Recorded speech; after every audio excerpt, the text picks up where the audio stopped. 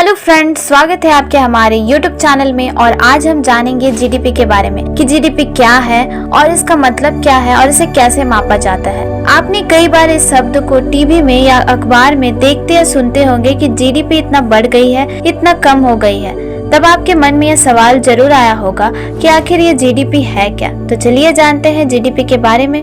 GDP का full form gross domestic product यानी कि सकल घरेलू उत्पाद होता है। किसी भी देश या अर्थव्यवस्था में तैयार होने वाला उत्पाद और सेवाओं को अगर मिला दिया जाए और उसकी कीमत बाजार के हिसाब से लगा दी जाए तो उसे ही उस देश की अर्थव्यवस्था की जीडीपी यानी कि सकल घरेलू उत्पाद ग्रॉस डोमेस्टिक प्रोडक्ट कहा जाता है।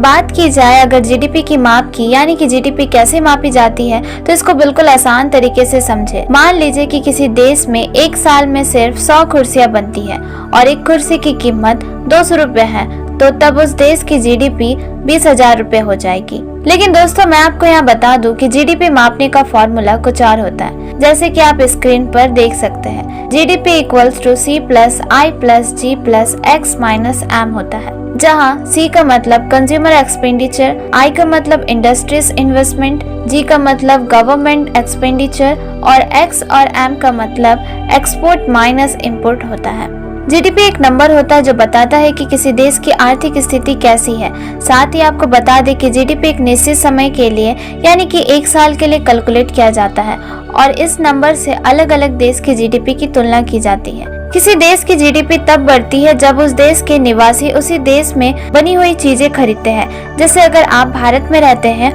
और भारत में बनी हुई चीजों को खरीदते हैं तो भारत की जीडीपी बढ़ेगी।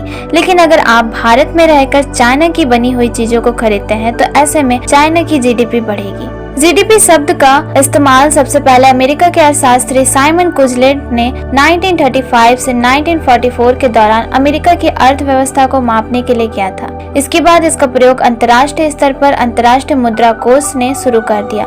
जीडीपी सबसे आसान तरीका है किसी देश की अर्थव्यवस्था और विकास को माप करने का, और भारत में 1950 से जीडीपी के आधार पर अर्थव्यवस्था मापी जाती है। जीडीपी से किसी देश की आर्थिक सेहत का पता चलता है, इसीलिए इसे विकास दर भी कहा गया है। तो दोस्तों, अब आपको अच्छे से समझ में आ गया होगा कि जीडीपी यानी कि ग्रॉस डोमेस्टिक प्रोडक्ट क्या है और इसे कैसे कैलकुलेट किया जाता है। इस वीडियो में हमने आपको आसान भाषा में जीडीपी के बारे में बताने की कोशिश की है।